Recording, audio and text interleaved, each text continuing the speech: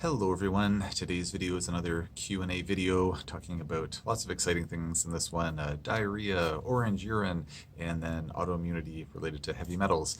Just before jumping into the video, if you don't mind taking a quick moment to please like, share, subscribe, and or post a quick comment on the video, I'd really appreciate it. So thanks in advance for taking a second to do that. And as per usual, nothing that I'm saying should be construed as medical advice. This is for informational purposes only, and if you need medical advice, please talk to your healthcare provider to get that advice. So the first question is, what constitutes diarrhea? Typically, there's a lot of water loss and it's very obvious, but what about bowel movements that are formed properly that quickly shred apart in the water? So thank you for the question. Just the way it was worded just sounds so philosophical. What constitutes diarrhea? So maybe it's just the way I read it, but it struck me as funny. So thank you for that. So it's a good question. I think that I don't believe that there is a consensus on exactly what constitutes diarrhea, but in my opinion, I think that if we look at, say, a Bristol stool chart, if you're not sure what that is, Bristol is Bristol. You can find a picture of that online, and generally speaking, stool that would break apart in the water very easily would be on the more diarrhea end of the spectrum. So generally we want to be going for like a Bristol 3 or Bristol 4 on the stool chart. So, formed, easy to pass, non-desiccated, and definitely not breaking apart in the water. So I believe breaking apart does fall on the diarrhea spectrum, technically. With that being said, I recommend to my patients on a regular basis that they take magnesium to keep their bowels moving well. Like if they're constipated in the first place, it's not like everybody gets magnesium.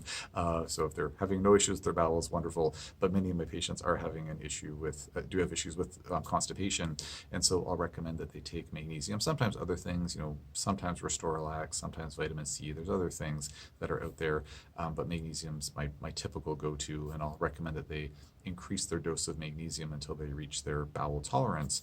And sometimes it's a little bit hard to find that exact sweet spot, because it's definitely, for the majority of patients that I work with, in my opinion, it's better to be having a stool that's a bit loose than not passing all the stool. So better to be have a little bit of softer or looser stool than having some degree of constipation, because you want to be flushing all those toxins out, getting everything out that is supposed to be out.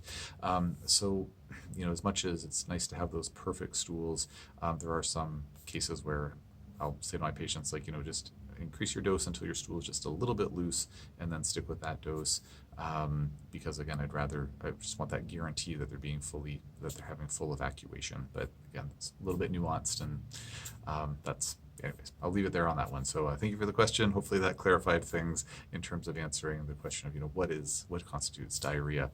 The next question is, or says, I just started taking bile salts a week ago and my urine is bright orange. Is this a concern?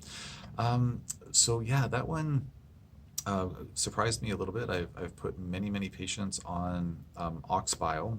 There are prescription strength bile salts that, to my understanding, to my recollection, are quite a bit higher dose than what most people would take with like a supplemental ox bile. So I don't really have much experience with folks taking prescription strength bile salts. So that might be more common in that world, but I've never seen that before with any of my patients taking ox bile, at least. And I'll sometimes dose it like relatively high. Some supplements, they'll have maybe like 60 milligrams of ox bile, or maybe like 90 to 100 milligrams.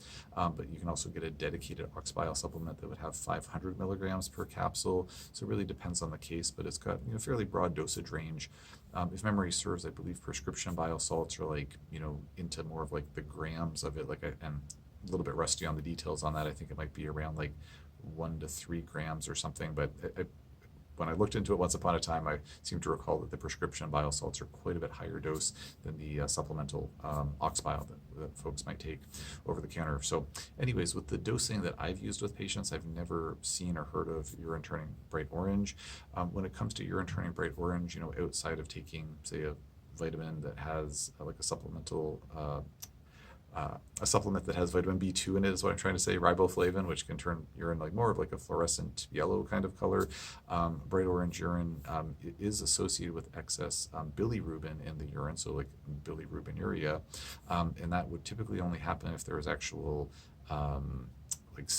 biliary stasis, like where there's some blockage for some reason that's causing bilirubin to back up into the bloodstream, and then that's kind of getting filtered into the kidneys. So I suppose theoretically, if a person was taking far too many bile salts and for some reason was absorbing them excessively into their bloodstream, then that could cause urine to turn bright orange. But yeah, that's one of those things that I would probably, if it was happening to me, I would probably talk to, well, how can I frame this? I know what I would do if it were happening to me, but anyways, probably a good idea to talk to your doctor about that and get that looked into just to be on the safe side, because yeah, bright orange urine is not a normal thing. So anyways, no direct experience with that, but those are my thoughts.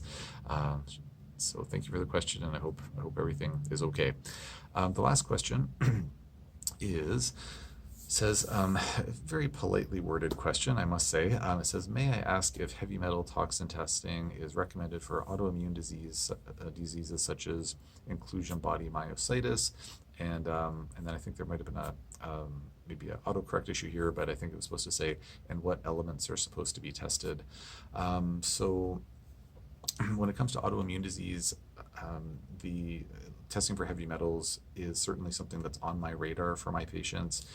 In my practice, though, I sort of have like a few parameters that will kind of make me decide whether or not testing for heavy metals is something that I'm likely going to recommend for a patient with autoimmune disease or any chronic health issue. One of those parameters is, do they have any kind of a hobby or occupational exposure to heavy metals? So if the answer is yes, then testing for heavy metals suddenly goes very, very high on my list of things that I might want to test for. The other question is, when was the patient born? And if they were born prior to 1980, then it's something that's going to be higher on my list to consider. If they're born after 1980, then the prevalence or likelihood of having elevated heavy metals in their tissues becomes quite a bit lower, just based on my clinical experience. So it doesn't become a non-existent possibility, but just much less likely based on my experience. Kind of run some stats on our heavy metal tests over time, and that just seems to be the pattern that I've seen.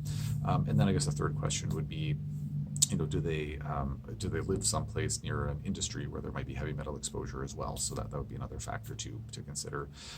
So if there aren't any of those kind of exclusionary criteria, so in other words, if there was a patient who was born, like say in the 90s, they do not have a hobby or a workplace where they're exposed to metals, and they don't live any place near an industry where they might be having significant heavy metal exposure, then testing for heavy metals would be quite low on my algorithm, so to speak, my mental algorithm for when I would recommend heavy metal testing.